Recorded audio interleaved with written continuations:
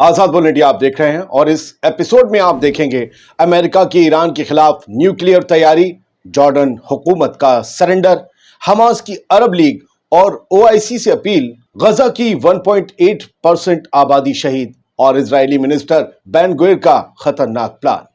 चलिए करते हैं शुरुआत। इराक वॉर के बाद अमेरिका ने मिडिल ईस्ट में सबसे बड़ी जंगी मशीन्स की तैनाती कर दी है। ईरान के हमले से इजराइल को बचाने के लिए और मिडिल ईस्ट में अपना दबदबा कायम रखने के लिए अमेरिका ने वेस्ट एशिया में गाइडेड मिसाइल से लैस एक खतरनाक सबमरीन की तैनाती कर दी है। इसके साथ ही F-35 और F-18 फाइटर जेट से लैस एक ताकतवर स्ट्राइक ग्रुप भी तेजी से ईरान के दबदबे वाले समुद्री इलाके की तरफ बढ़ रहा है। स्ट्राइक ग्रुप को आप यूं समझिए कि जहाजों का एक बड़ा बेड़ा होता है और इस पर फाइटर जेट्स, हवाई फाइटर जेट्स तैनात होते हैं। अमेरिकी सबमरीन की तैनाती इस रीजन में बेहद अहम है। ये न्यूक्लियर एनर्जी से चलती है। पानी के अंदर से मिसाइलें दागने वाली ये पनडुब्बी ईरान या किसी भी मुल्क के वॉरशिप को तहस नहस कर सकती है। ईरान ने अपना एयर डिफेंस तो बेहद मजबूत कर लिया है। ऐसी भी खबरें हैं कि रूस भी उसको लगातार मदद दे रहा है, लेकिन ये सारी मजबूती जमीन के ऊपर या हवा में दुश्मन को मात दे सकती है। मगर अमेरिका की इस एडवांस मिसाइल सबमरीन से पानी के अंदर निपटने या सतह पर निपटने के लिए ईरान के पास कोई हथियार मौजूद है, ये कोई नहीं जानता। इस नए डेवलपमेंट से एक बात तो साफ हो जाती है कि मिडिल ईस्ट एक बड़ी जंग के मुहाने पर खड़ा है, जहां किसी भी हथियार का एक बटन दबना दुनिया को तीसरी आलमी जंग की तरफ ले जा सकता है। 11 अगस्त को अमेरिका के डिफेंस मिनिस्टर लॉयड ऑस्टिन ने वेस्ट एशिया में मिसाइल गाइडेड सबमरीन भेजे जाने का ऑर्डर दिया। अमेरिका के डिफेंस मिनिस्टर ने और USS Abraham Lincoln aircraft carrier strike group को और तेजी से और तेज स्पीड से वेस्ट एशिया की तरफ बढ़ने का भी निर्देश दिया, ऑर्डर दिया ऑस्टिन ने यह हुक्म ऐसे वक्त में जारी किया है जब अमेरिका और उसके दोस्त तेहरान में हमास के लीडर इस्माइल हानिया और बैरूत में हिजबुल्लाह के बड़े मिलिट्री कमांडर फौज शुकुर की कत्ल के बाद इलाके में बढ़ रहे तनाव को, टेंशन्स को कम करने के लिए इजराइल और हमास के बीच सीज फायर समझौता कराने की कोशिशों में जुटे हैं। लेकिन एक तरफ कोशिश है, दूसरी तरफ ईरान के खिलाफ जंग की तैयारी। अधिकारियों को, ऑफिशियल्स को इन कत्लों के बारे में ईरान और हिजबुल्लाह की तरफ से जवाबी हमले किए जाने के पूरे आसार हैं। उन्हें शक है यह होगा। यही वजह है कि अमेरिका वेस्ट एशिया में अपनी मिलिट्री मौजूदगी को बढ़ा रहा है।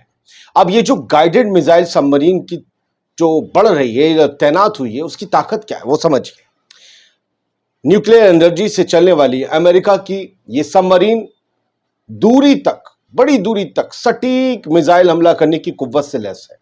ओहियो क्लास की यह सबमरीन अमेरिकी नेवी को सीक्रेट अड्डे से बड़ा हमला और स्पेशल ऑपरेशन मिशन को अंजाम देने जैसी बड़ी ताकत मुहैया कराती है। यह सबमरीन जिसका फोटो आप देख रहे हैं, ओहियो क्लास पनडुब्बियों की लंबाई 560 फीट से ज्यादा होती है। इनका वजन लगभग 18,750 टन होता है। ओहियो क्लास की सबमरीन्स अमेरिकी नेवी के लिए बनाई गई सबसे बड़ी सबमरीन्स हैं और इनका शुमार दुनिया की तीसरी सबसे बड़ी सबमरीन्स के तौर पर होता है। यह आपको बताना जरूरी था कि भैया हमने खबर बनाई क्यों, क्योंकि जो तैनात किया जा रहा है मामूली नहीं है। ईरान के लिए बड़ा खतरा है और ईरान के वॉरशिप्स के लिए भी। अगली खबर जॉर्डन से। जॉर्डन की हुकूमत के इजराइल को सजदा करने से जुड़ी है यह खबर। जॉर्डन किसी भी ईरानी मिसाइल को मार गिराएगा, यह ऐलान खुले तौर पर कर दिया गया है।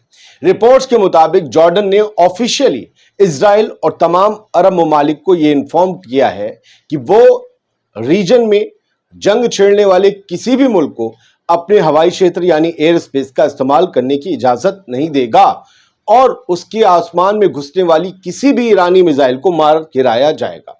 पहले जो खबरें आई थी वो ऐसे नहीं थी, अब पक्की हो रही है।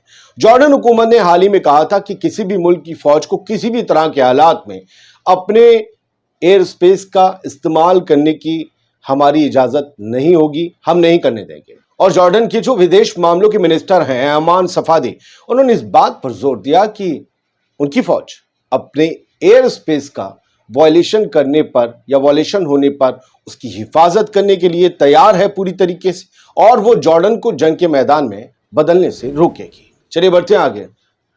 और एक चौंकाने वाला आंकड़ा है जिस पर अफसोस ही किया जा सकता है।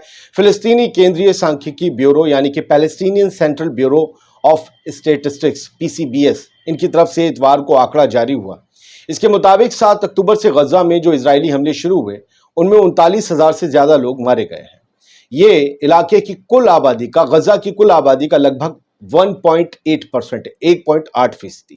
یاد رکھیے گا شہیدوں کی تعداد اب 40,000 سے زیادہ ہو چکی ہے، لیکن یہ کتنا بڑا ظلم ہے کہ دوسروں کی زمین قبضہ کرنے والے بس 75 سال پرانے ملک نے صدیوں سے اسی زمین کی مالک رہی عوام کی 1.8% آبادی کو قتل کر دیا، اور دنیا کے انسانیت کے جھوٹے اور مکار علم بردار خاموش بیٹھے رہے۔ روز بچے اور عورتیں مارے جاتے ہیں، 5-6 ابھی آپ دیکھیے نا، وہ ڈروز کمیونٹی کے 11 بچے مرے تھے، کیسے سارے چیخ رہے تھے۔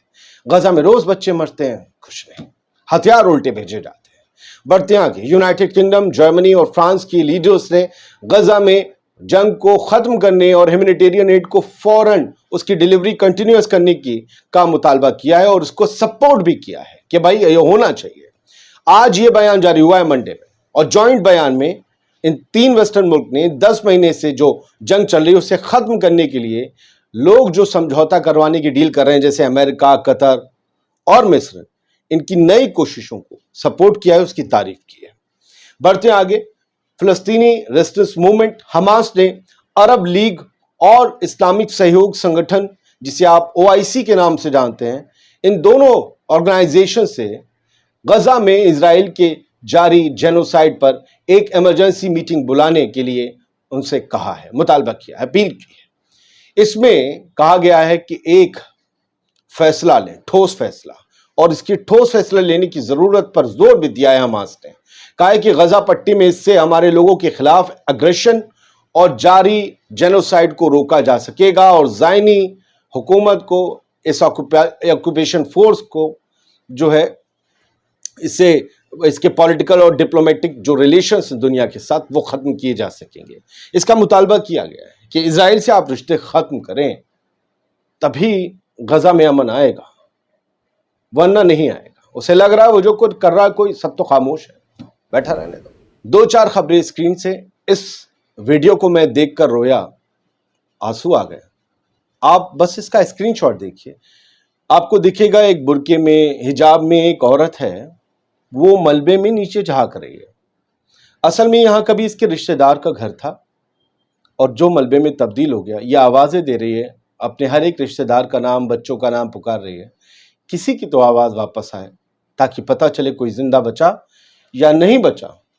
اور یہ خان یونس میں ہو رہا ہے، جہاں پرسوں سبھی کو باہر نکلنے کا حکم دیا اسرائیلی فوج نے، اور وہاں زبردست طریقے سے تیسری بار 7 اکتوبر کے بعد سے بڑے پیمانے پر حملے شروع کیے، گراؤنڈ آپریشن شروع کیے۔ اتمار بین گویر جو کٹر پنتھی منتری ہے اسرائیل کا، اس نے کہا ہے، یہ فوٹو آپ دیکھ لیجیے، گرافک القدس کا ہے، قدس نیوز نیٹ ورک کا، اس نے کہا ہے کہ سیز فائر ڈیل جو غزہ میں ہوگی وہ ایک بہت بھاری بھول ہوگی، بہت بھاری بھول ہوگی prime minister Benjamin Nitin Yahoo کی۔